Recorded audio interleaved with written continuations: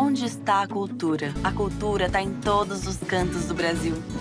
E com o Instituto Cultural Vale, vamos valorizar ainda mais nossas manifestações culturais. Ao todo, são mais de 200 projetos criados, apoiados ou patrocinados em mais de 160 municípios. Onde tem cultura, a Vale está. Apoiando e valorizando nossa cultura, crescemos e evoluímos juntos.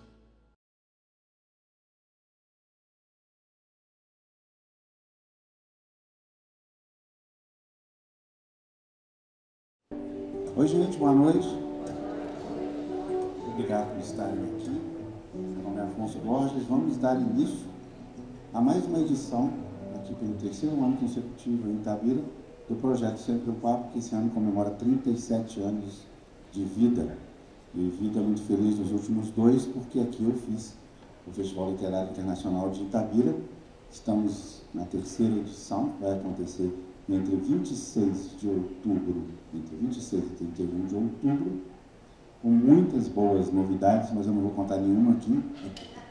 Vocês ficarem com bastante curiosidade, mas só vem coisa boa, vocês vão gostar bastante. No momento certo eu vou divulgar. Na verdade não é nada disso, é porque eu ainda estou fazendo as coisas, entendeu? Não tem nada para esconder. Na hora que tiver tudo definido eu falo, tá? Eu queria logo convidar Zeca Camargo e Silvana Montijo para estarem conosco.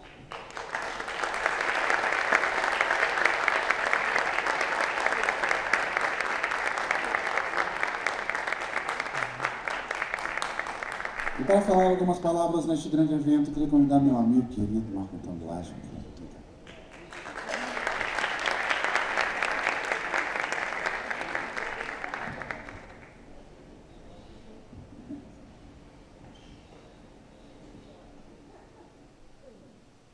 Bom, boa noite, é muito rapidinho. Boa noite a todos. E prazer estar aqui, né, com Afonso Borges de novo, com Sempre um Papo. 37 anos de Sempre um Papo e indo para o terceiro ano de Itabira, Sempre um Papo em Itabira, desde o início do nosso governo aqui. Sempre um Papo conosco, terceiro ano do FLI Itabira este ano, que vai ser mais especial ainda. Agradecer o Zeca por estar conosco na cidade do Drummond, né? O Zeca, que é um apaixonado por Drummond também, já soube de suas peripécias hoje à tarde na casa do Drummond, né? E a Silvana Montijo, uma amiga, educadora, escritora, e que trouxe para Itabira, e a gente tem um prazer enorme de falar disso hoje à tarde. Nós lançamos o projeto Esse Rio é Meu, que vai envolver todos os alunos da Escola Pública de Itabira e 48 escolas, inclusive as creches conveniadas, num projeto maravilhoso de conscientização sobre a preservação e o uso da água, esse produto finito, tão escasso. Ontem foi o Dia Internacional da Água, não é? Isso que é um tema mundial.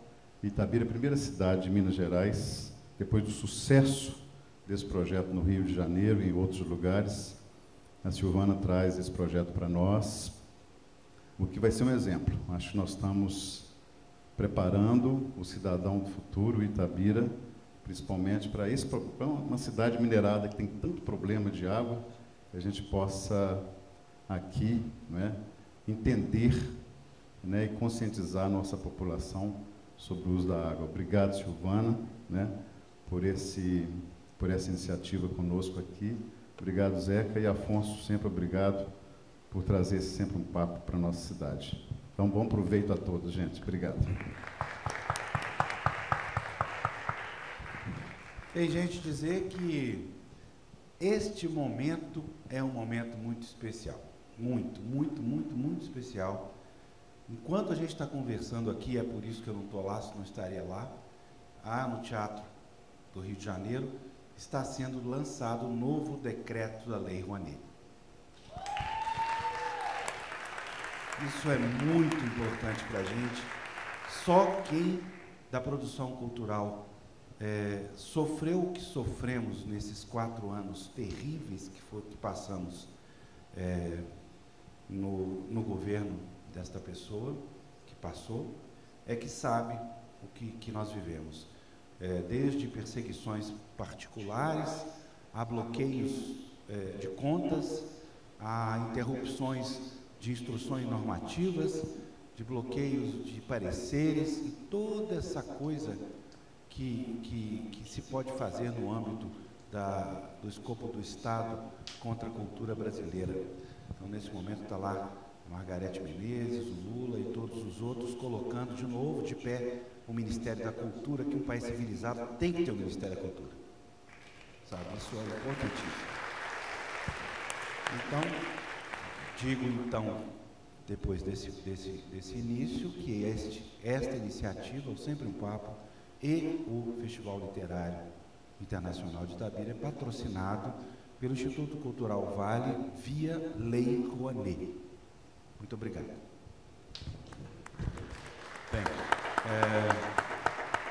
Bem, eu acho que vocês devem estar se perguntando por que nós estamos aqui com a Silvana, com a questão dos rios, com o Zeca, com todo o conteúdo que ele tem a trazer, né, do ponto de vista das viagens, gastronomia, música, literatura, jornalismo, enfim, o Zeca é um multiartista que se renova a cada etapa da vida dele.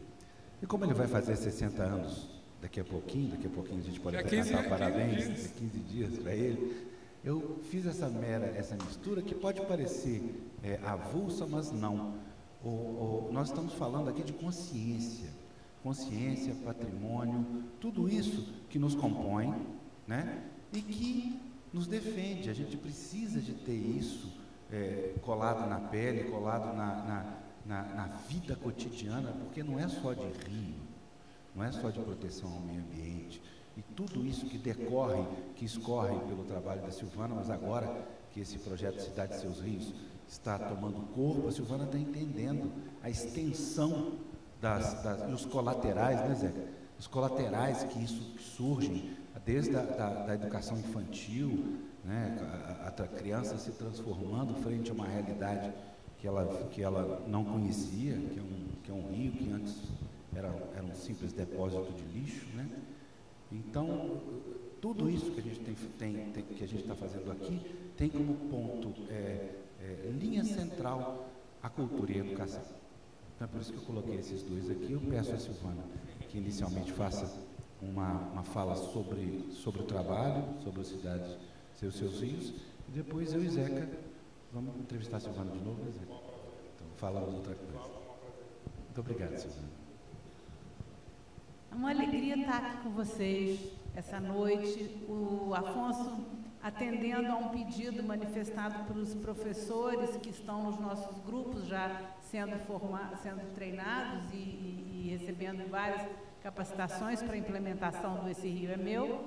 Eles reclamaram que não tinha espaço para eles no auditório da Mata do Intelecto, que tinha poucos lugares.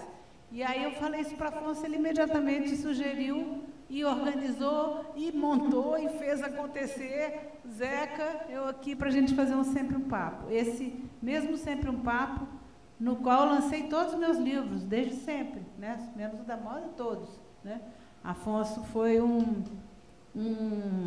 uma vitrine, né? Uma janela para o mundo da meu lado escritora. E aí, né, o Esse Rio é Meu, gente, ele é uma ação que parte de um convite, de um apelo, que se chama Cidades, Salvem Seus Rios. É um apelo para que cada cidade olhe para seus recursos hídricos, rios ou mares, ou enfim, o que seja a peculiaridade da sua topografia e da sua geomorfologia, e trabalhe com eles. Porque a gente... né, a ideia de que todas as civilizações sempre se constituíram em torno de um rio, e a gente pode falar desde sempre mesmo, né, Mesopotâmia, a gente está falando do Egito, de Roma, enfim, todas as grandes civilizações, pelo simples fato de que sem água não há vida, né? Sem água a gente não sobrevive, né? E nem o resto de todos os seres vivos sobrevivem. Então, Esse Rio é Meu começa com uma pergunta que um dia uma criança me fez, que ela me perguntou assim, para que eu vou estudar isso se eu nunca vou usar? E aí a gente também passou a olhar para para esse fazer pedagógico. O Planeta.com, minha instituição, há mais de 20 anos desenvolve soluções inovadoras para a educação pública brasileira. E toda inovação que a gente se propõe a fazer, a gente testa. A gente faz um piloto, avalia, monitora, e se aquilo tem potencial para se transformar em política pública, a gente continua. Senão a gente desiste, aborta. Muitas vezes projetos lindos, mas que não têm o potencial de se transformar em política pública. A missão do Planeta também é essa, é transformar cada inovação num recurso para qualificar, melhorar, beneficiar a educação pública brasileira. E a gente vem fazendo isso há muito tempo, e aí a gente começou a olhar para um momento específico onde os meios digitais estavam cada vez mais competindo com a escola na atenção das crianças, e começamos a olhar e incluí-los em todas as ações. Isso foi lá em 2008, 2009, e a gente ganhou mais de 15 prêmios internacionais com as escolas NAVE, que integram todas as tecnologias, todas as linguagens ao fazer pedagógico. Mas isso era ensino médio. A gente começou a perceber uma outra tragédia brasileira, que 74% dos estudantes de escolas públicas que chegavam ao primeiro ano do ensino médio eram analfabetos funcionais. Isso é uma tragédia inominável, né? E se a gente não olhar para isso, procurando a solução para essa questão, a gente fica só reproduzindo esse fenômeno e fingindo que nada está acontecendo. E crianças e jovens perdendo todas as oportunidades que elas poderiam ter. Então, a gente resolveu olhar para o ensino fundamental. Por que essas crianças estavam chegando no ensino médio dessa maneira? E foi aí que a gente reuniu um grupo de especialistas que trabalham com a gente e se propôs a olhar para essa questão do significado, né, que a criança pergunta por que eu estou aprendendo, para essa questão do analfabetismo funcional e para uma outra questão que é como capturar a atenção e engajar crianças e jovens na aventura do conhecimento. E a gente se propôs a fazer o que a gente chama hoje de educação com e por meio de causas. Vamos pensar uma causa de transformação social, esses meninos serão protagonistas dessa transformação e vamos, com eles, operar essa transformação ao mesmo tempo que a gente trabalha currículo, Base Nacional Comum Curricular e tudo mais. E, para minha surpresa, numa pesquisa com 4.000 professores, essas crianças e jovens do Brasil, de diferentes regiões, escolheram com 85% a causa ambiental. E, desse total, 72% escolheram a causa água. O que foi um super desafio, né? Porque como trabalhar num território, uma causa de transformação, com água? Foi aí que eu propus para a equipe da gente recuperar um rio. A gente se propor a recuperar um rio. E acharam que eu tinha enlouquecido de vez, mas vamos lá, vamos ver como é que podemos fazer isso. E a gente foi pegar um rio emblemático, o Rio Carioca, no Rio de Janeiro. Eu moro lá, apesar de ser mineiríssima.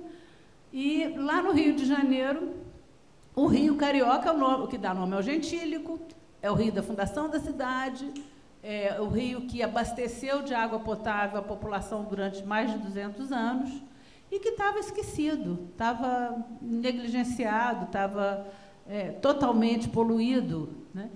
E aí fomos conversar com as escolas dessa bacia. Eram 40 escolas públicas e privadas, dessas 40, 27 toparam fazer essa experiência com a gente, e foi aí que a gente aprendeu como fazer isso. E o resultado é que, em 1 ano e 6 meses, a parte visível do rio estava limpa, né? Isso para a gente foi uma grande surpresa. A gente também teve vários ganhos, né? Tanto do ponto de vista educativo e ambiental, óbvio, que é o cerne do problema, do programa, como questões como cultura, literatura, todas as manifestações culturais, saúde pública, empreendedorismo. No momento que o rio fica limpo, ele deixa de ser um valão sujo e passa a ser uma área de convivência. Isso reverte o seu papel naquele território, né? E ele passa a ser procurado como área de convivência, como área de venda de produtos produzidos por uma determinada comunidade. E isso está nos levando a interagir com outros setores das prefeituras. Mas, antes de mais nada, a gente conseguiu uma lei. A gente conseguiu uma lei municipal no Rio de Janeiro que se chama Lei Esse Rio é Meu, um vereador sensível e vendo os resultados, né? Ele determinou que, a lei determina no Rio de Janeiro que todas as escolas municipais trabalhem pela recuperação do rio mais próximo a ela. E aí, gente, é uma enormidade, porque o Rio de Janeiro é a maior rede municipal da América Latina, maior que a de São Paulo. Então, são 1.573 escolas, são 267 rios no município do Rio de Janeiro, e a gente está tendo que trabalhar com esse universo gigante, o que também nos preparou para o outro passo, que é transpor as fronteiras do Estado do Rio de Janeiro.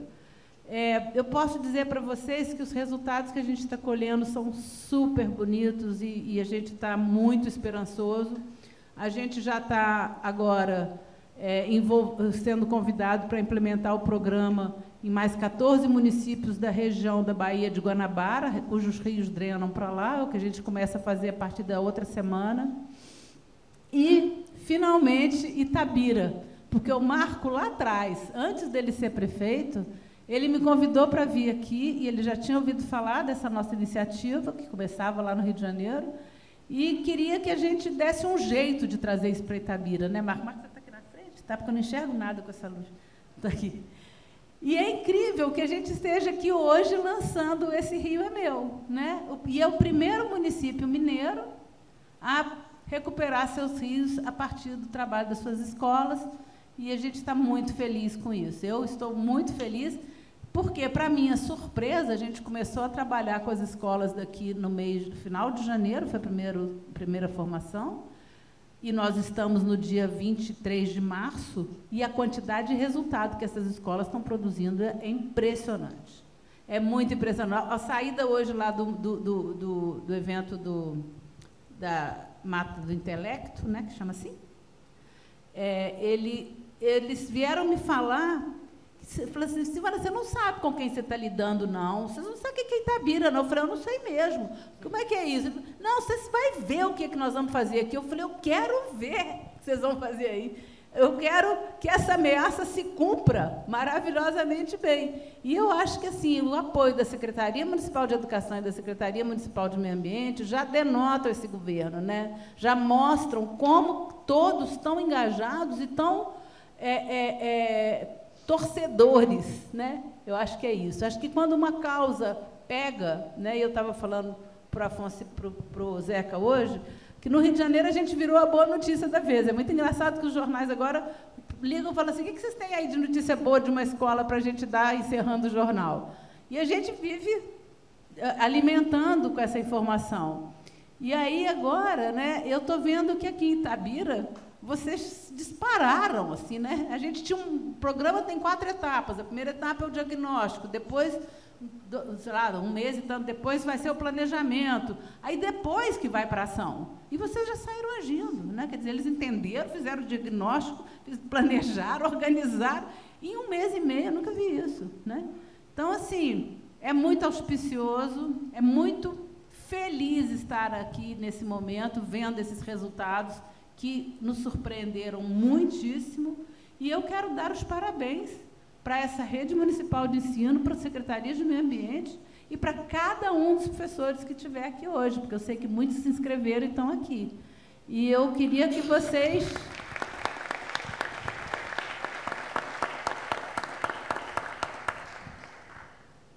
soubessem que a gente também não é fácil, não. Já que é assim, vocês também vão receber algumas iniciativas que a gente nem começou no Rio, né? E já que estamos falando do Sempre um Papo de literatura, a gente já falei um pouquinho hoje, dos rios literários. E aí eu estou desafiando cada professor a uma pesquisa investigativa sobre quem escreveu sobre o seu rio. Claro que Drummond fez vários.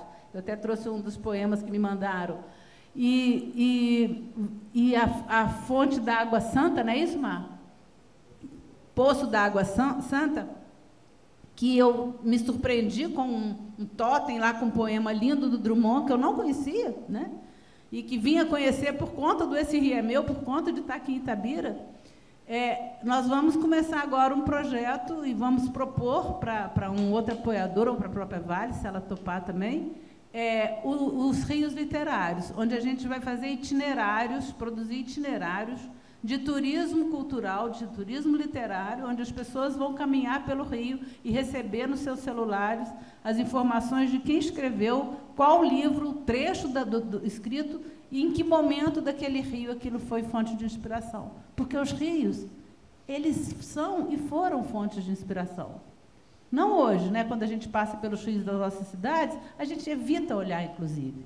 Mas não era assim antes, né? Então, a gente tem materiais incríveis. Agora mesmo estou relendo Érico Veríssimo, e a nora dele me mandou um texto maravilhoso dele sobre o Rio Guariba. A gente está sendo chamado para Porto Alegre.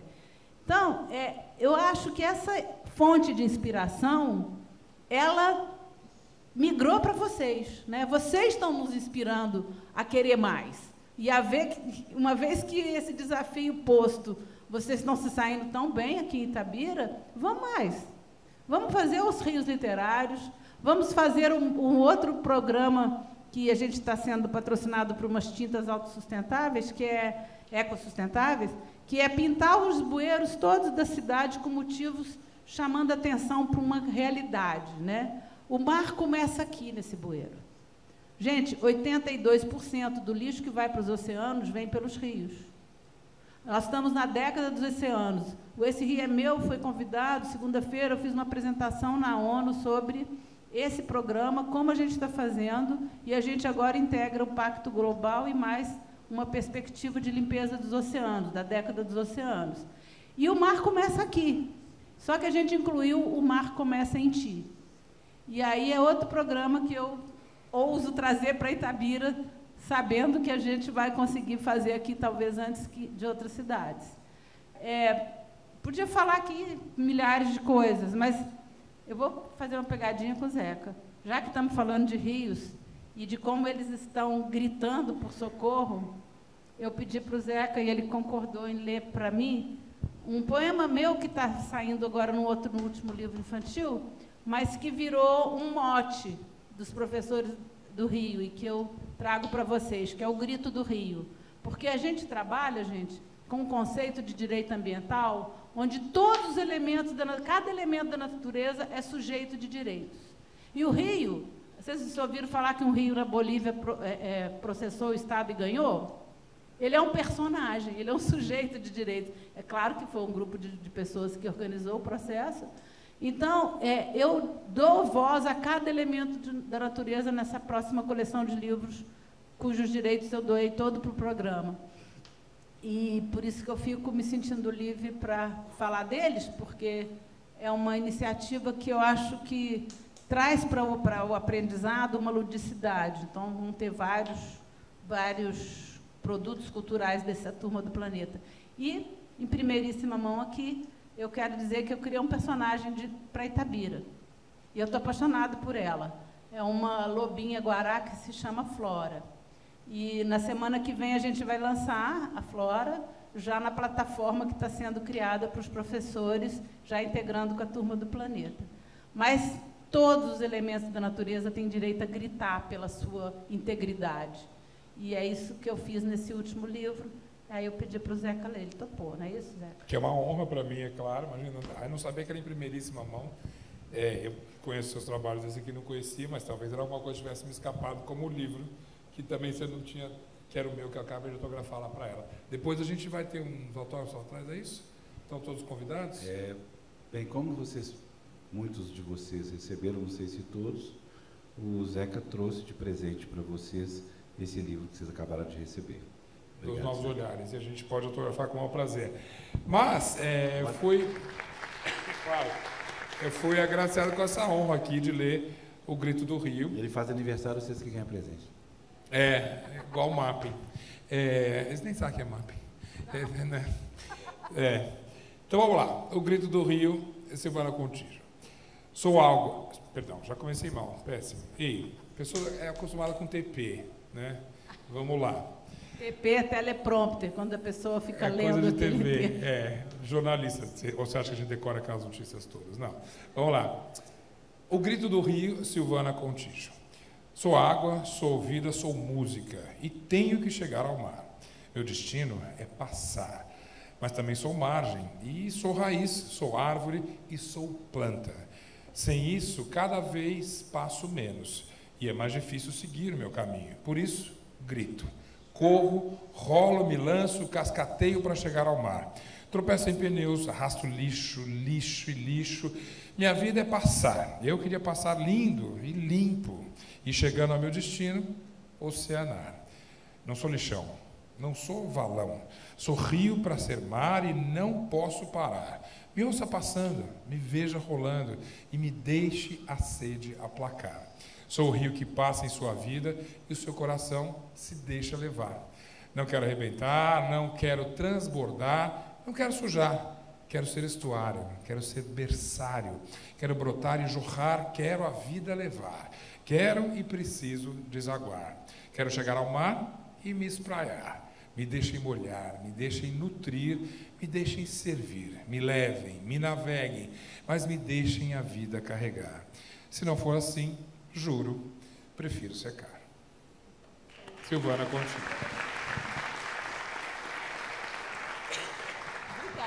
Lindíssimo, espero ter honrado as poesias, porque eu que escrevo também, trabalho, o jornalista escreve com palavras, na verdade, todo mundo escreve com palavras, é claro. Não, alguns com um emoji.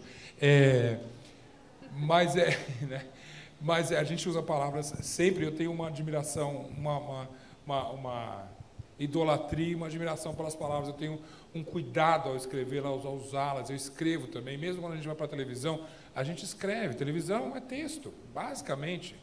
Você não pode ver uma novela bem feita e falar, quem escreveu essa coisa maravilhosa? Ou essa coisa horrível. Você não pode ver uma série como Ted Lasso, que é maravilhosa, e falar, nossa, eu queria ter escrito isso. Eu não sei, vocês vão ver a quarta temporada de Succession agora, é o que eu vou fazer amanhã na estrada, e eu acho que é Shakespeare Succession, é uma coisa louca, guardadas as proporções, é claro, estamos falando em 2023. Então, palavra, para mim, é uma coisa incrível, e eu tenho certeza que parte disso vamos dizer, um flerte com a poesia, né? Eu nunca fiz poema depois dos 16 anos, né? Que todo mundo faz quando tem 15, 16, faz sim, eu sei. E depois a gente fica com vergonha disso aí. Eu achei outro dia um livro meu de poesias terríveis, mal significava alguma coisa para mim, imagina o que significava para os outros, assim. Mas a preciosidade de ter um poema, de ter um verso que fala com tanta gente assim, como esse aqui, maravilhoso que eu acabei de ler, como como o Drummond, é claro, a gente tem uma cidade maravilhosa, como Pessoa, como meu tio, que é um poeta. Eu sou sobrinho, irmão da minha mãe, de um poeta chamado Cacaso, que é mineiro também, de Uberaba, minha família, eu também, inclusive, eu sou do Triângulo Mineiro, e eu fui criado praticamente, as primeiras coisas que eu escrevi, que eram ainda piores que as poesias da adolescência, meu tio que leu, minha mãe dava para o Cacaso, dizendo assim, veja se ele tem futuro. Eu acho que Cacaso morreu muito cedo, perdi meu tio, ele tinha 42 anos, imagina, com um infarto fulminante. E fora o que os leitores perderam de tanta poesia linda que ele fez, e está aí até hoje, até gravada, né? Ele era um letrista maravilhoso também, parceiros, Ivan Lins, do Lobo, a Simone gravou ele, todo mundo gravou. Enfim, então eu cresci com essa maravilha. Na casa do meu tio, eu tinha, lá no Rio de Janeiro, na Vila Atlântica, que eu contei hoje, tinha coleção, eu conheci Milor Fernandes com 10 anos, era uma coisa louca, eu ficava lendo, eu achava incrível.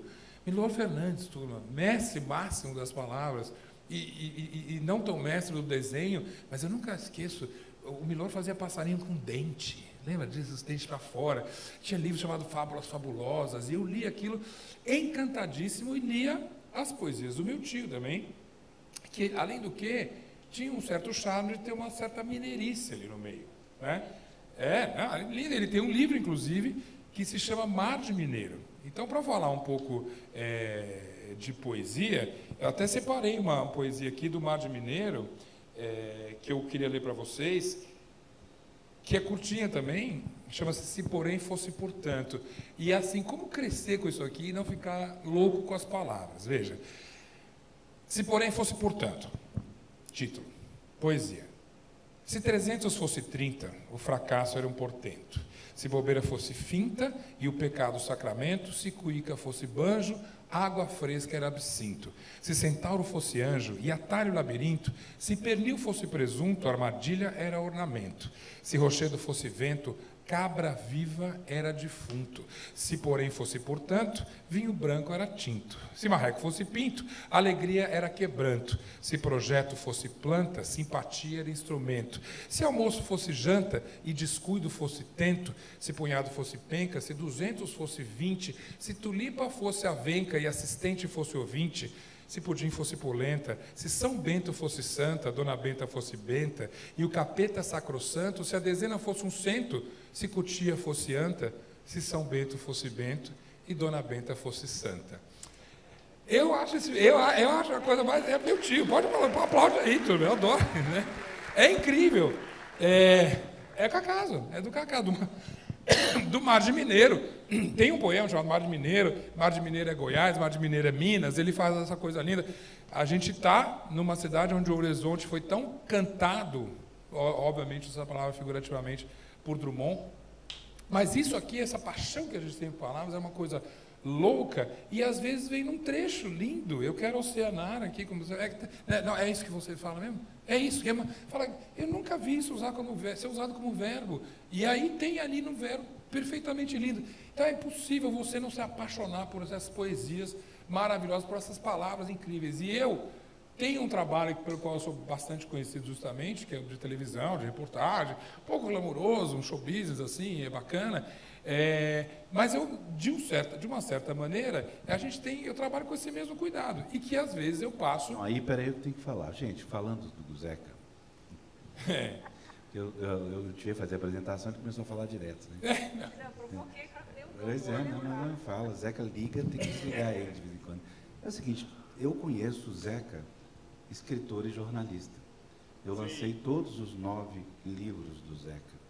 Então, a face midiática, como ele colocou, de apresentador e etc., a face de conhecedor de música profundo, quando ele começou na MTV, e em toda essa sequência de multiplicidades de arte que ele passa bem perto da excelência dele como escritor. Eu sempre digo isso, e é importante que eu diga. Zeca é um excelente escritor e jornalista. Pena que os livros dele, infelizmente, estão esgotados agora. A editora Globo, não sei se vai reeditar e tudo. Boa parte dele saiu na editora Globo, né? E agora está num... enfim. Mas agora pode falar. Desculpa. Não, eu ia falar... Então,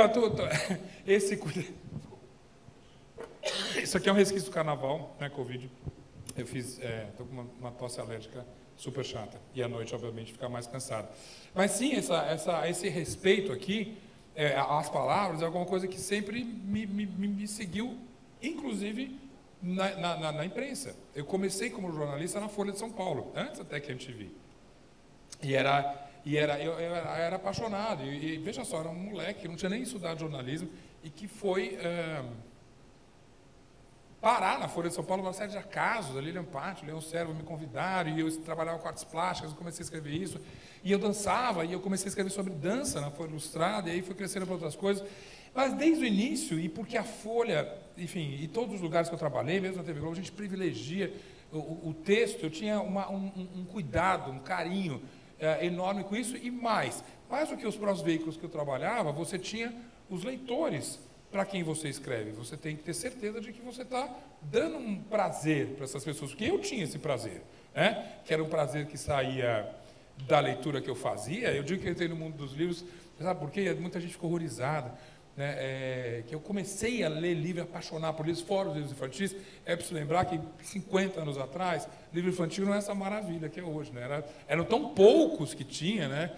Alguns mal traduzidos, enfim, não era uma coisa infrequente.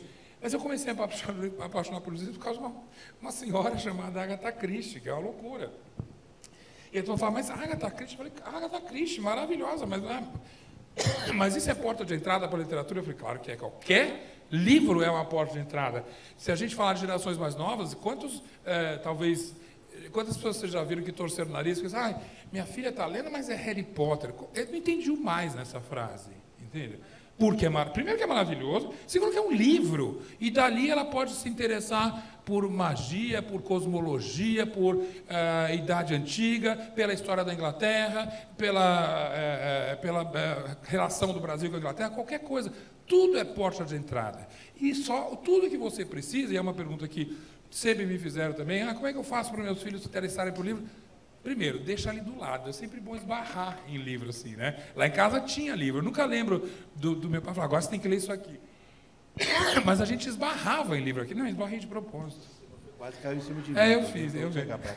Então, todas as coisas que eu... Tem livro ruim que a gente lê também, mas 90% das coisas que eu leio, eu falo, eu me sinto recompensado. É literalmente uma recompensa maravilhosa que a gente tem quando você encontra um texto que fala, não é possível. Que seja uma solução maravilhosa para um crime. A semana passada, domingo agora, tinha no New York Times uma matéria incrível assim, tá bom, você tem um problema, olha, não é à toa que a gente cita a Agatha Christie, tinha uma matéria no New York Times dizendo assim, tá bom, você não gosta de Agatha Christie, eu vou dar 10 motivos para você gostar dela, tá? E aí tinha vários motivos, não vou discorrer sobre isso, mas tinha assim, você gosta de final surpreendente? Aí eu falei, eu sei, ele vai falar do assassinato do Roger Ackroyd. Alguém leu esse livro? Eu nunca vi uma coisa dessa. Você fecha o livro, sabe o que você fala? Fecha o livro assim. Não é possível, né? É a Agatha Christie. E aí é tão genial quando eu adoro quando tem essa final de temporada, né? Tem um twist maravilhoso na última temporada dessa série que eu gosto. Vai ler o assassinato do Roger Ackroyd. E o que tem ali? Uma recompensa que o autor teve o cuidado de dar para aquele leitor.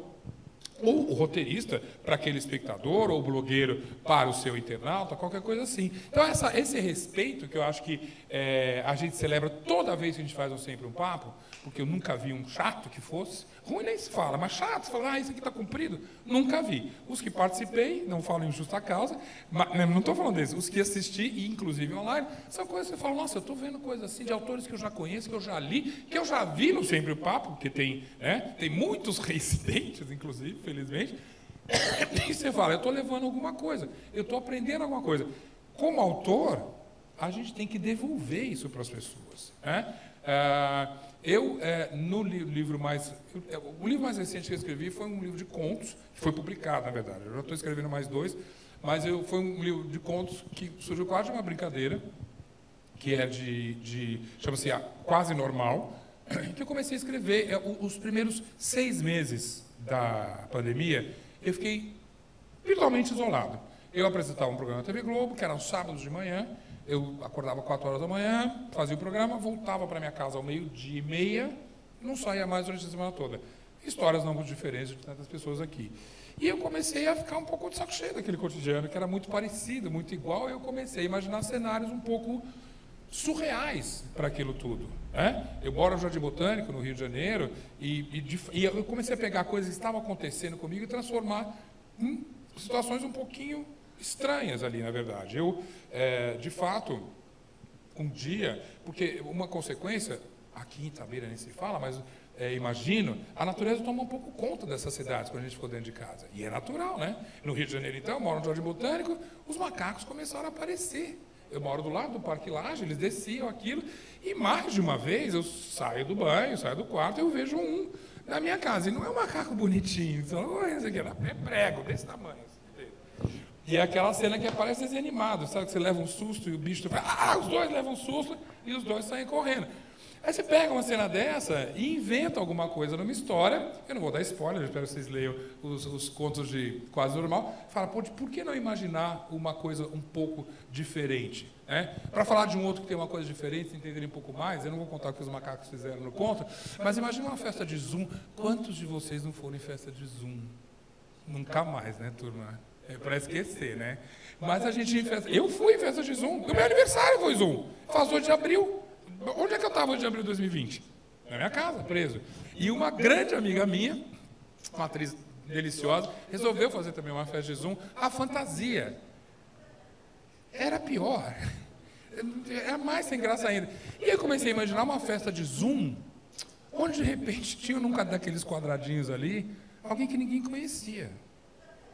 Um bico, numa festa de Zoom, né? E aí todo mundo começa a escrever no chat, fala, quem é ela?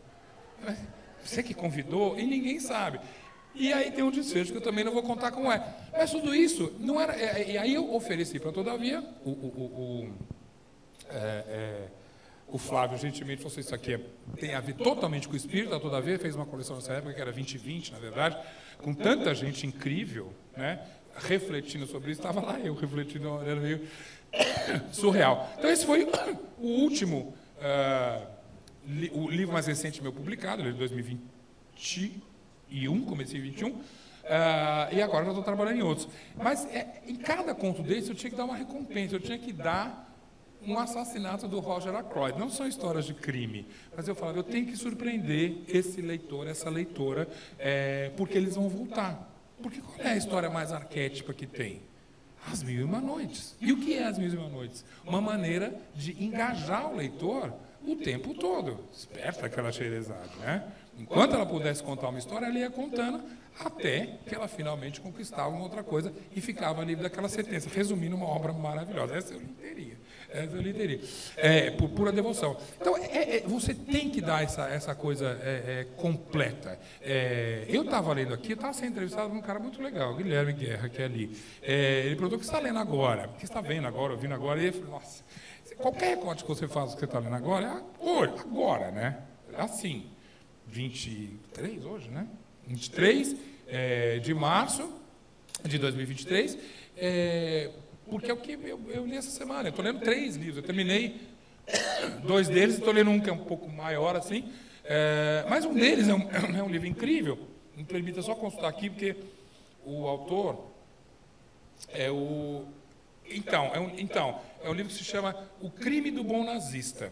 E é de um autor, de um livro que é excelente, mas ele já está antigo, chamado Fordlândia, um livro que se passa no Brasil, e é maravilhoso esse livro, mas acho que ele é de 2010, 2008, tem um tempinho ali. Samir Machado de Machado, é um livro curtinho e que se passa num Zeppelin. Eu tinha esquecido, vocês lembravam, que o Zeppelin, né, turma? Voou no Brasil já. Não sabia, eu já soube algum dia disso. E me esqueci. E aí que ele faz? Em 100 e poucas páginas, ele conta uma história, um crime que acontece entre Recife e Rio de Janeiro, porque essa era a rota. Ele vinha da Alemanha, descansava em Recife e chegava até o Rio de Janeiro com passageiros. Isso num tempo recorde de 4 dias, que era uma maravilha. E aí, nestas 100 e poucas páginas, o Samir me enlouqueceu ali. E uma solução... não chega a ser um Roger Ackroyd, mas essa barra é altíssima, que eu falei: nossa, que incrível, obrigado por ter me trazido até aqui. Você tem que terminar essa narrativa como você termina um poema, que é a lindeza, que ela fala: eu prefiro que secar, se eu não tiver mais a minha missão, a minha vida, a minha alma, como o Cacaso, e como um belíssimo do Drummond que eu separei aqui. Imagina eu ter que escolher um trecho só do Drummond para encerrar minha coisa aqui, mas tem um aqui lindíssimo que eu quero ler depois, mas tem que dar uma recompensa, e isso aqui, total, é uma recompensa maravilhosa. O outro livro que eu estou lendo, coincidentemente os dois são da Todavia, que é a minha editora do algo quase normal, mas por coincidência, é um livro chamado Pureza, do Garth Greenwell, que é um autor incrível, onde você começa lendo achando que são contos, porque são capítulos tão diferentes, e você vai vendo aos poucos como é amarrado esse livro aqui. Também é um livro muito bom, tem 200 e tantas páginas, uma coisa assim. Uma belíssima tradução, não sei dizer de quem é, mas o Garth Greenwell é um livro que é um autor que... o seu primeiro livro, 2015, 2016, em inglês chama-se What Belongs to You. Eu acho que em português é o que te pertence ainda. Ele fala sobre um professor que foi dar aulas de literatura e poesia americana em Sófia, na Bulgária, e obviamente acaba se envolvendo emocionalmente lá e de maneiras muito radicais. E ele tem um pai morrendo nos Estados Unidos, e ele fez para mim a descrição mais linda e a questão mais maravilhosa da relação entre pais e filhas e filhos. Ele fala como é que ele vê a partir do mar. Ele está na frente ali do rio que corta a Sófia e fala: eu estou vendo um pai brincando com a filha. Em que momento isso passa a ser uma coisa indesejável? Passa a ser uma possibilidade de assédio? O que quebra o amor de um pai com uma filha? É claro que a gente não é tão simples a resposta. Ele gasta pelo menos 40 páginas falando disso. Mas é um cara de uma sensibilidade incrível. E veja, estou falando de livros totalmente diferentes. Você um assassinato rápido, ali no caso do Samir, que é incrível, e um postal, não é nem um retrato, mas é um postal de uma época maravilhosa. Eu imaginei Recife dos anos 30 ali, você vê o vulto do nazismo ali, porque, veja só, a tripulação, metade era nazista, e o capitão, na verdade, o dono do Zeppelin, não era nazista, e você vê um conflito ali, e você vê uma história extremamente interessante, um final lindíssimo. Aqui, totalmente diferente. É algum livro que me pega para uma narrativa. Um autor que me engana a cada capítulo e fala, eu vou te contar uma história, a minha história vai dar outra guinada, você vai esquecer que é uma história, eu vou juntar tudo isso no final. Como é que não se sentir satisfeito por isso? E o terceiro livro que eu estou lendo, que é esse aqui, que é um livro de um autor indiano, chama-se A Idade do Vício. O autor é Dipti Kapoor. E é maravilhoso, e é uma história que se passa na Índia contemporânea. Na verdade, agora eu estou lendo, está na 100ª página aqui, esse é o livro maior, acho que é uns 400 e tantos, quase 500 páginas, e eu acho que a cara, eu sempre brinco, eu tenho um DNA, um gene indiano perdido aqui, não é possível. Essa cara de indiano, minha família é de Uberaba, não tem como, entende? Turco. Não, parece turco, mas eu sempre brinco assim, que da Grécia ao Sri Lanka eu posso ser qualquer coisa. Cairo, no Egito, eu brinco, uma vez, quando eu fui ao Egito, você nos museus do Egito, vários países fazem isso, se você é uma pessoa de lá, você não paga o ingresso. E eu cheguei na bilheteria, minha equipe era eu, o Olímpio, que era o cinegrafista, maravilhoso, e a Paula, a Renata Chiara, que era a produtora. Aí o Olímpio também é carioca, a gente uma cara bem escura, e eu e ele passamos direto ali, a Paula falou, mas eles são brasileiros, não sei o que dá. Então, isso no Cairo. Mas quando eu vou para a Índia, eu fui para a Índia algumas vezes, fui 8 vezes para a Índia, eu sou morrendo de saudade, a última vez foi em 2018, não consegui voltar ainda, acho que vou esse ano. Virtualmente ninguém, a Índia tem 14 idiomas, né, e o inglês, que é oficial, são 14, todos, imagina que loucura, a gente reclama aqui, todos os papéis oficiais da Índia têm que ser traduzidos em 14 idiomas e em inglês. E o inglês, claro, é a língua franca, é onde você circula por tudo lá. E ninguém, virtualmente, na Índia fala comigo em inglês. No meio da rua. Eles falam em hindi, ou em Gujarati, ou em Tamil, porque eles assumem, eu sou ligeiramente um pouco mais alto que a média do indiano. Mas muitas vezes eles olham e falam assim, you, Bollywood. Yeah? I know, your movie, very good, I see your movie. Não, olha, adoraria, eu amo Bollywood. Aliás, fazendo um parênteses maravilhoso, se vocês gostam de Oscars e vocês estão se perguntando que música é aquela que ganhou de melhor canção, assista, está na Netflix um filme chamado RRR, tem 3 horas de duração, nem 1 minuto perdido. É um filme mais alucinado indiano. Você quer uma introdução a Bollywood? Assista RRR e, se possível, faça igual os indianos. Depois você vai na internet, procura no YouTube vídeo reactions de RRR no cinema. Os indianos ficaram tão loucos com esse filme que eles iam assistir 4, 5 vezes. Eu fui várias vezes no cinema na Índia, é uma experiência sociológica, coisa louca. Eles vão com comida, eles vão assistir 4 filmes, vai com comida, criança, dorme, amamenta. É uma coisa louca. E nas sessões que tinha RRR, eles levavam papel picado, bola, balão. Na hora dessa dança, é lindo. Bota reactions RRR Bollywood. Eles levantam, uou! Joga papel no meio do cinema. A música já conhece, já vira, é coisa mais maravilhosa. Então, eu amo Bollywood, mas eu, infelizmente, ainda nunca fui convidado para atuar num filme de Bollywood. Então, eu posso passar por indiano. Eu sou apaixonado por Índia. Alguns de vocês que sabem que eu tenho dança no meu currículo, eu fazia muitas danças, dança do ventre a flamenco. Mas eu me especializei em uma dança chamada Bharatanatyam, que é uma dança indiana. Bom, todas as indianas têm uma mãozinha assim, mas essa é a do fogo, ela é mais rápida, né? Pá, pá, pá, pá, assim. E eu gosto muito da cultura indiana. A literatura indiana, então, é um capítulo à parte. A gente tem muito pouco traduzido aqui no Brasil. O nome do livro? Não tenho mais idade para isso. Tem na internet, tem no YouTube. Vocês acham? Dancei no Jô, dancei no Faustão. Não, vocês acham. Eu não tenho mais idade para isso, não. Não. Eu vou fazer 60 anos. Me respeita.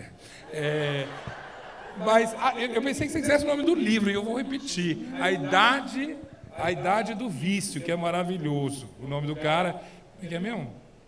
Enfim, mas de vez em quando chega uma coisa linda aqui fora, obviamente todos os laureados, os mais premiados e tudo, mas se você quiser uma introdução à literatura indiana, começa por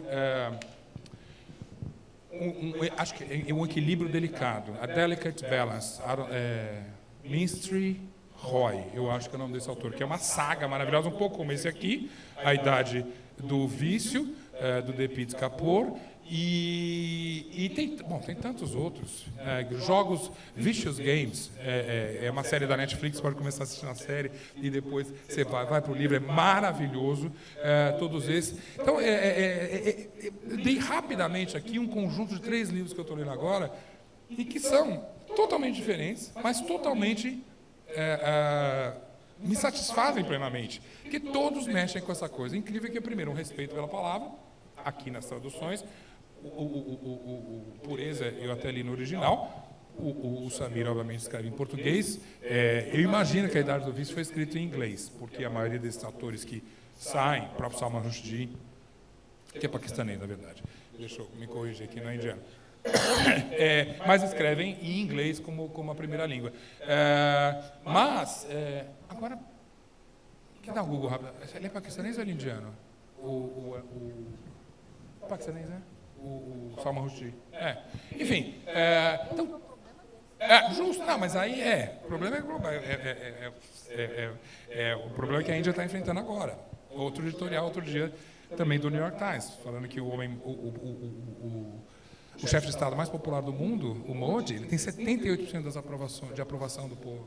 E é uma ameaça à minoria muçulmana da Índia. Mas, enfim, não vamos entrar nessa, vamos voltar para a literatura aqui. Então, tudo que a gente faz tem que ter todas as coisas, todos os livros que eu vejo, os autores incríveis que o Afonso traz, quem me encanta, quem faz o cinema, quem me seduz de alguma maneira com qualquer texto, ou até com uma lágrima. Não sei se vocês viram um filme chamado Babilônia. Ele é até bem chato, mas ele tem 3 horas, mas ele tem 1 hora. A primeira hora é enlouquecida. Babilônia é o filme que é do cara que fez La La Land, que foi super esnobado aqui. Não é? Entrando no streaming, ó. Vai no cinema! Olha aqui. Aliás, vou fazer um parênteses, vou imitar o Spielberg, que eu fui ver o filme do Spielberg, os Fabelmans, no cinema. E o seu Steven Spielberg, que podia estar na casa dele, alguém viu no cinema aqui também? Ele obrigou não, mas ele pediu que antes do filme dele passasse um recado dele. E o recado dele é o seguinte: muito obrigado por você estar no cinema. Você podia estar assistindo, juro, o Spielberg está sentado na tela falando com você. Super obrigado. Eu sei como é que é, hoje em dia tem streaming, você para ver. Mas meu filme tem mais de 2 horas de duração, é uma história incrível e você veio assistir. Super obrigado. Eu fico aqui até lembrei disso agora, quando eu vejo também, a gente tem aqui, rapidamente contei, são uns 80 pessoas aqui que saíram de casa hoje. Podiam estar assistindo um filme igual, não, o senhor em casa, né? RRS, não, vocês vieram aqui ver essa escritora, educadora maravilhosa, esse meu amigo velho, que já nem sei como é que eu chamo ele, e eu ainda para falar um monte de bobagem. Eu acho isso, né, super emocionante, assim, super, né, é um contato. Eu gosto de internet também, eu fico no streaming, acabei de assistir atrasadíssimo o Conto da Aya ontem, a 4ª temporada, mas enfim. O sujeito foi convidado para falar no Oscar, ele viu 10 filmes em 2 dias. 3, mas num dia foram 4. Aliás, vejam After Sun. Enfim, chega, não vamos falar assim. Eu só queria encerrar, porque senão também são, né, a gente pode fazer perguntas, né, não sei se tem esse momento e tal. É bom que esse aqui, como sempre, fala assim: o que a gente vai falar? Eu falei: Afonso, você acha que a gente não vai faltar assunto? De jeito nenhum. Tem gente que está falando com gente que gosta de palavras, com gente que escreve belas palavras, com gente que admira, que venera. Então, elas nunca vão faltar. E eu me esforço para estar nesse cânone maravilhoso, ou próximo a eles, eu miro nisso aí, para eu poder escrever, porque eu não posso ver essa parte para que seja uma coluna da Folha de São Paulo. Eu participo, eu sou colunista da Folha, eu brinco que eu tenho há 35 anos, e meus amigos lá sabem, uma relação de amor e ódio com a Folha, que a gente sempre tem, e aí é tudo que ela... Eu e o mundo, né? A gente não tem jeito, mas é um vício, fazer o quê? E eu escrevo até lá, e um texto de 3.500 toques, você fala, não, eu não posso. Eu tenho, hoje em dia, que 3.500 toques é um texto de página. Nossa, para trazer a pessoa até lá, você tem que dar um presente para ela no final ali. Senão, para quem está fazendo? E isso vale para um filme de 3 horas, para um livro de 500 páginas, um de 200 e poucas e um de 108, como é o do Samuel. Tudo tem que ter essa recompensa. E quando eu faço isso, nos contos, por exemplo, do Quase Normal, ou na coisa que talvez, provavelmente, no mundo da literatura, é o que eu tenho mais orgulho, que é a biografia que eu fiz da Elza Soares, que foi lançada em 2018, com Elza até a última vez que eu falei com ela, que foi no Natal de 2021, e ela a gente falou para desejar um Feliz Natal, por isso que eu lembro que foi bem no Natal. Ela disse, quando é que a gente vai fazer o epílogo? Porque eu tive esse desafio de fazer uma biografia de uma pessoa que, obviamente, estava mais do que viva. Né? Quando a gente lançou o livro, ela tinha 94, na verdade. Não, perdão, ela morreu com 94, ela tinha 90 anos. E é um pouco difícil, eu nunca tinha feito uma biografia, inclusive fui como se fosse um jornalista, falei, minha biografia é uma boa entrevista, né? E depois eu saí escrevendo. Mentira, né? Estava me enganando a mim mesmo, porque é muito mais complicado do que isso. Ainda mais numa biografia de uma vida como a da Elza Soares, que obviamente não é uma vida, é uma Ilíada, é uma coisa louca, né? 1000 coisas aconteceram, fases incríveis, ideias incríveis. A história da Elza, inclusive, é improvável, né? Você fala, mas quem escreveu esse roteiro? Porque é de um grau de altos e baixos ali que você fala, não é possível, né? Essa mulher, alguém está inventando a história dela. E com um desafio maior, que logo no começo ela me colocou, acho que eu te contei isso uma vez, ela falou assim, Zé, que é o seguinte, eu já tinha entrevistado a Elza algumas vezes, fã, fazer o quê? Essa ideia começou a surgir em 2018, num show que ela deu no Circo Voador, lá no Rio de Janeiro. E desenvolveu, levou, 2018 não, 2016. Enfim, e ela falou, quero te pedir uma coisa. Eu não quero falar sobre o Mané é o Garrincha, tão cedo. Porque já tem a biografia do Rui, Estrela Solitária, um masterclass de biografia que ele faz do Garrincha, o Rui. E ela fala, e já tem. Agora, ela falava muito bonitinha, era a paixão da vida dela. Então, quando ela fala isso, ela falava até isso com carinho. Ela falou assim, eu fiquei com o Mané 17 anos. Eu tenho 90. Sobram 73 anos. Eu queria contar da minha vida. Quem é que pode falar isso, né? Eu queria contar dos outros 73. Claro que o Mané, o Garrincha, tem uma presença enorme na vida dela, né? A Elza Soares seria Elza Soares de qualquer maneira, porque é uma força, era uma força, até hoje é difícil falar no passado. É uma força da natureza. Mas a gente tinha que driblar a memória dela e a elegância. Então chegava nos anos 60 e você não podia falar de Garrincha, então muita coisa pulava, mas depois tinha que voltar, então a gente só foi falar do Garrincha lá na frente. E depois o trabalho todo do autor é costurar isso numa história coerente, interessante, recompensadora e, sobretudo, que honrasse uma figura como Elza Soares. Então eu tinha todos esses desafios. Eu tinha, sim, muito medo dela. Né? Duvido que ela... Até falo isso, que falava para ela, você nunca leu, mas ela foi lida. Eu mesmo lia muita coisa para ela.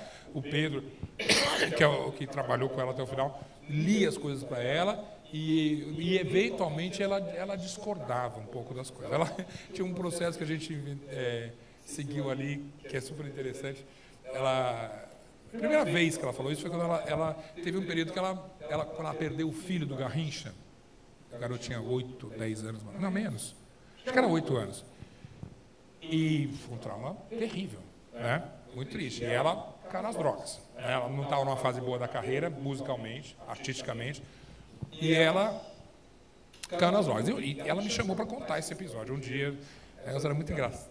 curiosa, ela fez um jantar, ela falou, não, vem com uma roupa boa, que eu vou jantar. A gente fazer um jantar, ela chamou um garçom, era servida francesa. A pompa toda para contar a pior fase da vida dela, né? Vai entender na cabeça dela. E contou. Aí eu, prestando atenção, ouvindo com a reverência, o respeito necessário. No dia seguinte, me liga ela. Tira tudo isso do livro. Não gostei. Eu falei, Elza, mas isso aqui é sua história. Ah, não. Meus netos vão ler. Eu falei, não, Elza, um minutinho. Eu acho que... Olha que você é Elza Soares. Você passou por isso. Você não é isso. Aliás, você é a pessoa que passou por aquilo. E por que você passou por aquilo? Eu tinha que dar uma nó na cabeça dela para convencer ela de que aquilo valia a pena entrar no livro. E aí, ela falou, não quero. Eu falei, Elza, vamos fazer o seguinte, eu vou escrever, né? Deixa eu escrever, e aí eu vou ler para você. E é óbvio que qualquer episódio mais trágico da vida da Elza, ela sai uma vencedora. Como não? Elza Soares, meu. As coisas mais horríveis que ela viveu, ela sai vencedora. E aí eu lia para ela, esses eram os textos que eu lia pessoalmente. Ela fazia um bico que ia até a praia de Copacabana e falava, troca essa palavra. Aí 6 por meia dúzia, era uma coisa assim, entende? E aí entrava tudo. E isso era nas tragédias. E também, a última vez que ela me pediu isso, foi quase no final já.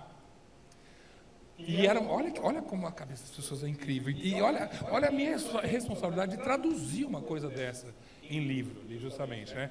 Ela já se aproximando do final da vida, ela já tinha 70 e tantos anos ali, eu digo, a biografia já estava nesse ponto, aos 70 anos, os anos 2000, por ali, e aí ela começa a contar do marido dela, que era 50 anos mais novo do que ela. Só, ela tinha 70, ele tinha 20. Né? Tudo bem. E aí, tá lá no livro. E ela fala... Eu falei, mas você gostava mesmo? Elza, não sei o quê, porque tudo entrou pela música. Era um DJ esse cara. Super legal esse cara. Eu sou péssimo no nome, esqueci o nome dele agora. Mas se a gente tem A Mulher do Fim do Mundo, que é uma obra-prima, esse disco que a Elza canta, onde ela foi redescoberta por uma geração nova, lá atrás é por causa desse marido dela, que era um DJ, se não me engano, do Vidigal, no Rio de Janeiro, que é uma comunidade, e que apresentou para ela DJs, e Elza era uma esponja. Ela ouviu uma coisa, ela tinha que brigar com a gravadora, porque ela falou, não quero, você põe para cantar samba. Eu já cantei samba, os melhores que já tinham. Eu quero cantar uma coisa que as pessoas estão ouvindo agora. E ela ia atrás dessas coisas. E esse cara era incrível, mexeu na carreira dela. Ele não era empresário, não, mas ele inspirou a Elza a experimentar a música eletrônica. São vários caminhos, está no livro lá. Mas eu falo, mas era música? Ela fala. Aí ela vira e fala, eu não vou, né, com o maior respeito, já ela tiver. Ela falava assim, ela virou uma menina de 15 anos. Ela falou assim, Zeca, tinha uma pele, 20 anos, mas ele me beijava. E era uma coisa louca, eu virei uma garota. Eu me descontrolava, era a coisa mais linda, tá no livro. Mas no dia seguinte ela falou assim, tira essa porcaria. Não quero, pareço uma palhaça, uma adolescente, ridícula. Olha só, não é só as drogas que ela queria. Né? Falei, vou pagar mico, as pessoas vão rir de mim. Eu falei, não, eu não vou... Eu já estava no ponto de brigar com ela. Eu falei, eu só não vou nem ler para você, eu não vou tirar isso aqui, eu nunca vi você tão transparente, tão bonita, tão preciosa, eu vou deixar. Pode deixar, não vou gostar. O Pedro vai ler para mim, você não quer. Brigava também, era maravilhoso. E, obviamente, ela ficou encantada, com respeito, inclusive, né, seu Guilherme, que você trata o seu entrevistado, né, que você trata o objeto da sua história. É muito importante isso. Acho, né, com essa brincadeira. E aí, veja, o livro é de 2018. Naquela época, ela já tinha show para 2021. Né? E ela, eu sei disso, porque eu amigo das pessoas que cuidavam dela, ela tinha show marcado para 2025. Não é que ela fala assim, está acabando, não sei o que tal. E ela, 96, ela ia lá. Vocês sabem disso, aí tudo quando eu disse, ela estava gravando um DVD 2 dias antes de morrer. estava em São Paulo, foi lá com a Emicida, gravou, não sei o que e tal. A mulher que realmente, futuro, a Elza pertence total ali, né? E era muito bonito. E você tinha uma questão de encerrar a biografia do Uma Pessoa como Elza Soares, mas encerra uma biografia. O Rui Castro não tem esse problema, a pessoa morre, né? Como é que você faz a biografia? A pessoa nasce, faz sucesso, tem problemas, retoma o sucesso, morre. A Elza viva com planos para dali a 5 anos. Por isso que ela brigava comigo e falava assim, vamos fazer o epílogo. Porque, de fato, merecia, ela já fez tanta coisa. Ela lançou, entre esse livro e a morte, ela lançou 4 discos. Só isso. Desculpe, deixou um que vai ser lançado agora.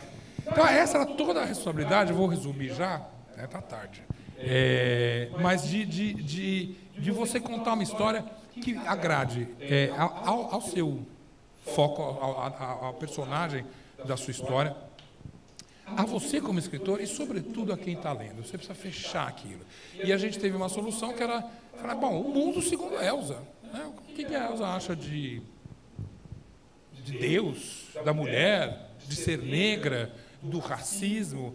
Né? E aí a gente fez um último capítulo que é o mundo segundo Elza, que era uma maneira de... Mas mesmo assim faltava um final, que eu vou ler aqui para vocês já. E nesse... E ela me ensinou...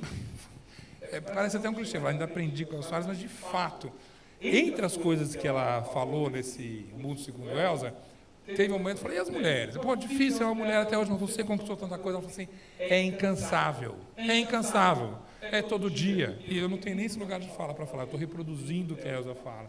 É todo dia. Não tá, você acha que você ganhou espaço? Não ganhou nada, porque volta do zero e você vai ser achincalhada, você vai ser desafiada, você vai ser questionada por ser uma mulher. E é difícil para todo mundo. E pior, aí ela entra num trem de pensamento maravilhoso, que ela vai parar em Marielle Franco. E aí ela conta, fala, então, como não abraçar isso? Como não se revoltar com isso? Eu sou uma mulher, eu sou preta, dizia ela. Eu tenho que manifestar. E me manifestei. No dia que eu soube do assassinato dela, soltei um tweet. Soltei e eu já sabia o que vinha. E, obviamente, vocês podem imaginar, tweet, ferramenta do demônio, ela foi totalmente achincalhada, de racismo, de sexismo, de etarismo. Elza, mas tudo lá, super escudo, é maravilha, ela não está nem aí. Mas eu tinha que falar, se eu não falasse, não era. Para que eu estou aqui na Terra? E ela dá 3 segundos da marcha de pausa também, né? Porque é o que me inspirou. E minha psicóloga, a Lacaniana, ia adorar esse ato falho, trocar pauta por pausa. Aí ela fala, pois é, Zequinha, Marielle, incrível, né? 89 anos, eu ainda incomodo muita gente. E eu achei a coisa maneira, porque primeiro, ela podia falar isso, com a soberba, não, mas ela era uma mulher que assim, eu falo o que eu quero, o que eu penso, e as pessoas vão ouvir, e o que eu falo vai repercutir. Quantos de nós temos esse privilégio? Né? Uma mulher que, diga-se, parou de estudar aos 13 anos de idade, né? Ela sabia ler e escrever, enfim. Mas Elza, a única vez que eu vi a Elza chorar foi quando a gente foi na, como é que chama? Universidade Federal do Rio Grande do Sul, o UFX. Esse tem um nome, né? UFX, sei lá. E o Wisnik estava apresentando ela, porque o Wisnik, na verdade, participou lá do Cox ao Pescoço, enfim, eu estava lá e ela estava ganhando um título de doutor honoris causa. E a Elza pega o microfone e fala, eu não tenho nem o primário completo. E eu estou numa dessas universidades mais respeitadas do Brasil, doutor honoris causa. E ela desarma. Então, ela tinha essa acessibilidade, e ela falou, eu posso falar que é um privilégio. Eu tinha que contar a história dessa mulher. Como? Eu fiz o seguinte primeiro parágrafo. Vou ler só o primeiro. Eu gostaria muito que vocês...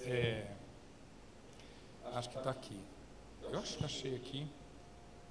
Vamos lá. Porque Elza tem uma coisa muito curiosa. Logo que eu cheguei, e porque eu amo as palavras, eu falei, Elza, tem uma coisa muito louca. O que é o nome Elza? É o pronome essencial da mulher, ela, com um Z no meio. Zeca. Eu falei, a nossa história tinha que existir. Eu preciso chegar para contar. É ela, com um Z no meio, virar Elza. Pronto. Né? A gente estava feito. E isso a gente descobriu falando. E esse foi o gancho que eu peguei para fazer o primeiro parágrafo, que era a minha introdução dessa mulher maravilhosa. E o livro começa assim. Ela precisava de um Z no destino e ganhou um logo que nasceu. Foi batizada Elza. Foi seu primeiro zumbido de zilhões que viriam depois e ainda vem. Que outro nome poderia ser mais adequado para a mulher que transformou em som a sua fúria? Fúria que, em sua trajetória, não é só sinônimo de ira, mas também de paixão.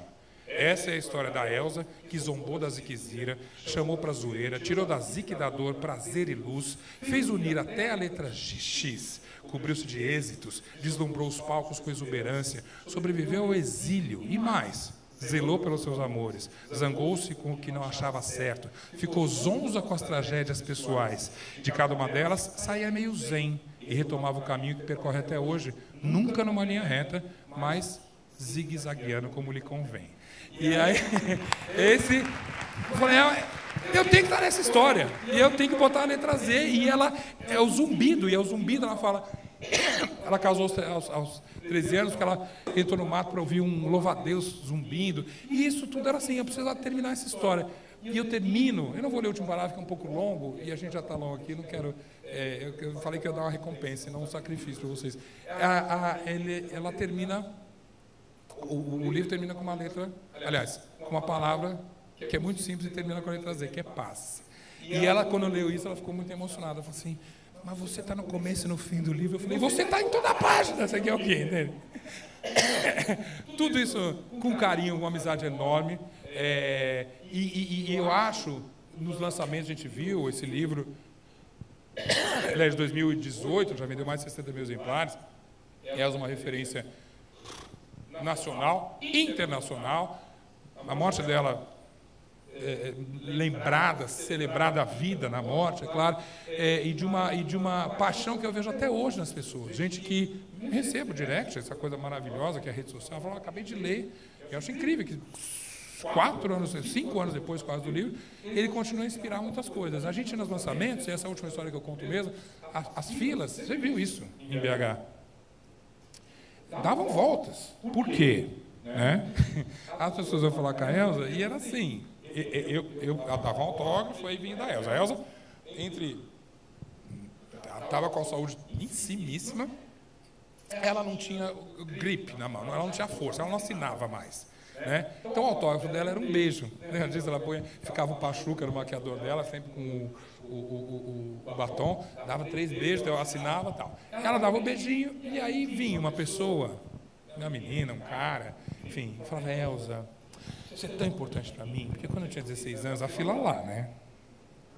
Então, quando eu tinha 16 anos e eu vi isso, aí eu vi a Elza aqui e tal, eu falei, nossa, lá vem, né?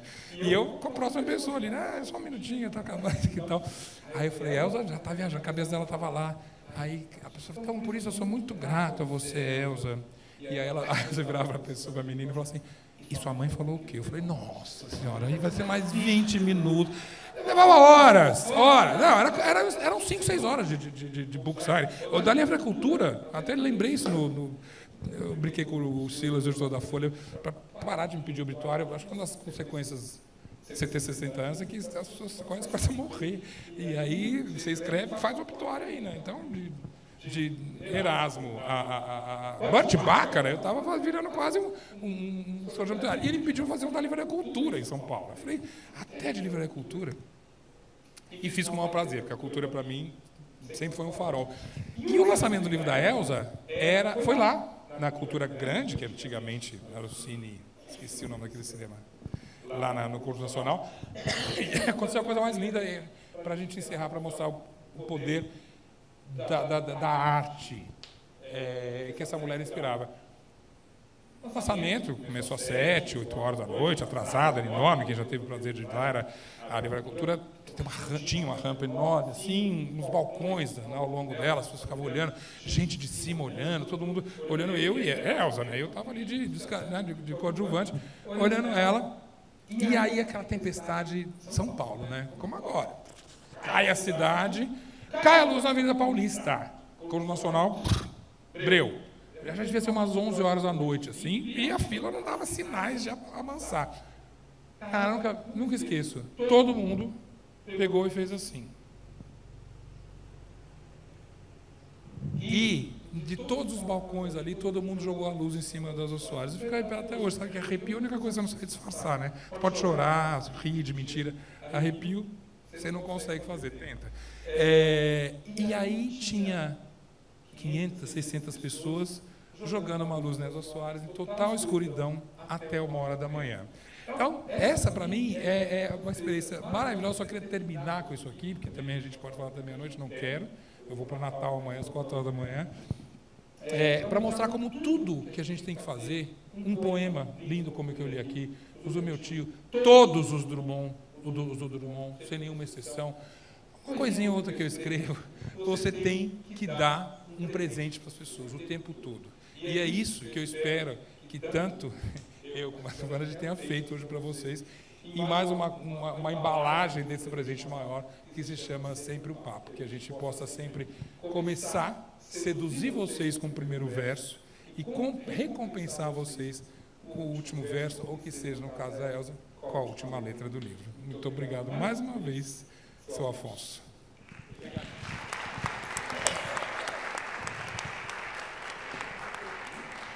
Tem mais alguma pergunta? Tem gente que está na hora, tem que encerrar. O Zé está disponível para os autógrafos lá embaixo. Então, O quê? é porque nós temos um tempo de YouTube, inclusive. Pode fazer então, você. Fala. No final do podcast dele, todo entrevistado ele faz a seguinte pergunta. Zeca, se você tivesse que passar uma mensagem hoje para o mundo, para todas as pessoas, aqui em Itabira, enfim, para o mundo inteiro, qual seria essa mensagem que você gostaria de Quem faz essa pergunta? Eu perdi no começo. O Joel J. Joel J, sim. No podcast dele, ele faz essa pergunta no final. Silvana. Quer? Posso falar rapidinho? A minha é fácil. Seja curiosa. Seja curioso. No dia que você perder a curiosidade, você perde a vontade de conhecer as coisas. E aí a sua vida vai ficar muito sem graça. No dia que você fala assim, pensa bem, você já falou alguma frase tipo, você completa, tá? Nunca teve música igual que a dos anos. Já falou? Não. Tem música incrível sendo feita em qualquer momento, qualquer época do ano. Né? E claro, veja, eu estou fazendo uma playlist, convido vocês a me seguirem na Deezer, no Spotify, Zeca Camargo, Music, não sei o que e tal. Eu vou fazer 60 anos, vou fazer uma playlist desses 60 anos. Olha a tarefa, eu tenho que fazer músicas legais de, no mínimo, 5 décadas que eu escuto música. E tem de tudo ali. Eu posso botar a Donna Summer junto com Strokes, eu posso botar a Ludmilla junto com a Clara Nunes, Elza Soares do lado de Culture Club, eu posso botar Smiths e logo na sequência Florence and the Machine.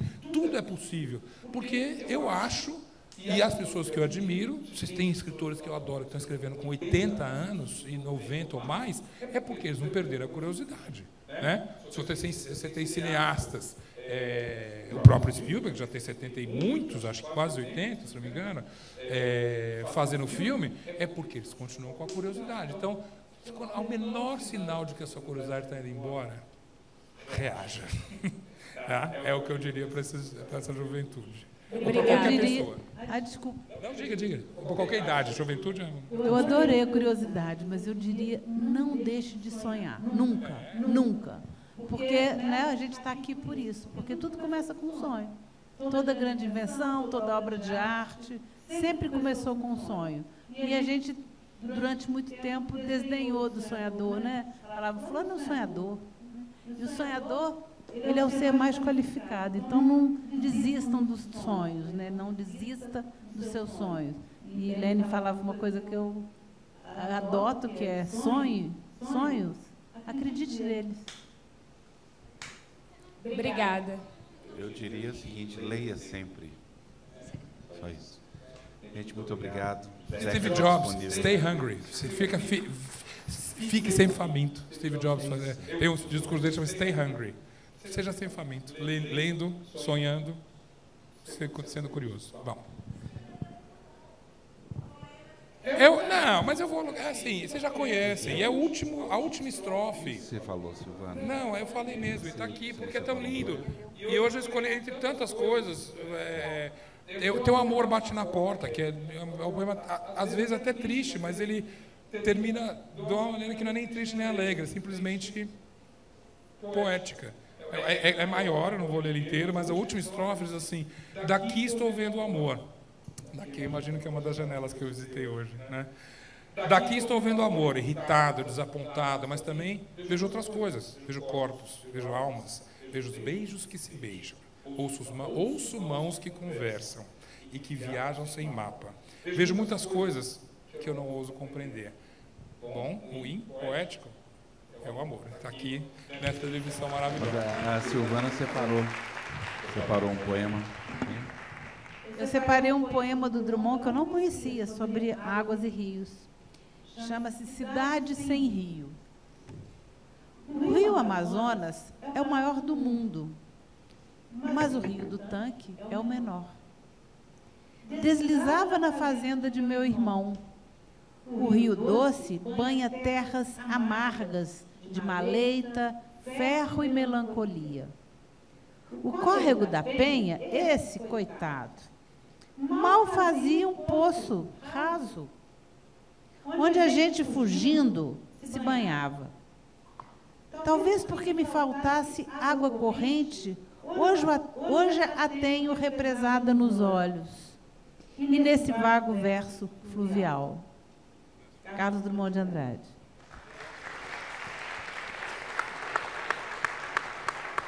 Obrigado a todos, obrigado, Silvana. Zeca está disponível para os autógrafos lá na livraria. Uma ótima noite a todos.